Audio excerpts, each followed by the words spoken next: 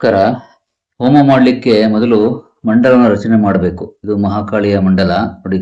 ಮಹಾಕಾಳಿ ಮಂಡಲನ ರಚನೆ ಮಾಡಿಕೊಂಡು ತಾಯಿ ಮಹಾಕಾಳಿ ಪೂಜೆ ಕೂಡ ಮಾಡಾಗಿದೆ ಅವರಿಗೆ, ತಾಯಿಗೆ.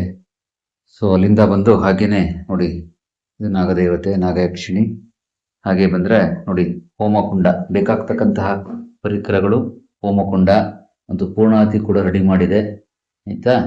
ಮಾಡ್ಕೊಂಡು ಹಾಗೆ ಇವೆಲ್ಲ ಗಿಡಮೂಲಿಕೆಗಳು, ರಕ್ತ ಭೂತಾಳೆ, ಬಿಳಿ ಭೂತಾಳೆ, ಎಡಮರಿ, ಬಲಮರಿ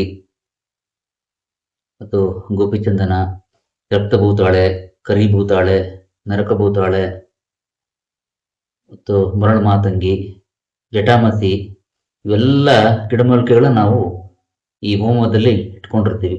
ಈ ಹೋಮದಲ್ಲಿ ಇಟ್ಕೊಂಡು ಸೊ ಅದನ್ನ, ಈ ಪರಿಕರಗಳನ್ನ ಇಟ್ಕೊಂಡು ನಾವು ಹೋಮ ಮಾಡಬೇಕಾಗುತ್ತೆ. ಸೊ ವಿಶೇಷವಾಗಿ ಎನರ್ಜಿಗಳು, ಶಕ್ತಿಗಳು ಬರ್ತದೆ. ಇದು ಪೂರ್ಣಾಹುತಿ ಮಾಡಲಿಕ್ಕೆ ಬೆಲ್ಲ, ಕೊಬ್ಬರಿ, ಅರಿಶಿಣ, ಕುಂಕುಮ, ಡ್ರೈ ಫ್ರೂಟ್ಸು ಮತ್ತು ಅಡಿಕೆ ಎಲೆ ಇವನ್ನೆಲ್ಲವನ್ನು ನಾವು ಕಟ್ಟಿ ಎಲ್ಲ ಡ್ರೈ ಫ್ರೂಟ್ಸ್ಗಳನ್ನ ಹಾಕಿ ಮಾಡಬೇಕಾಗುತ್ತೆ ಪೂರ್ಣಾಹುತಿ.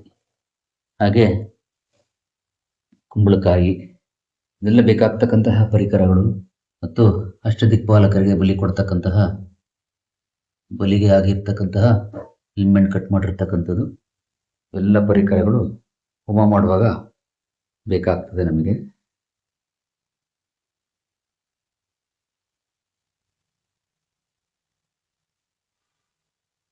ನಮಸ್ಕಾರ.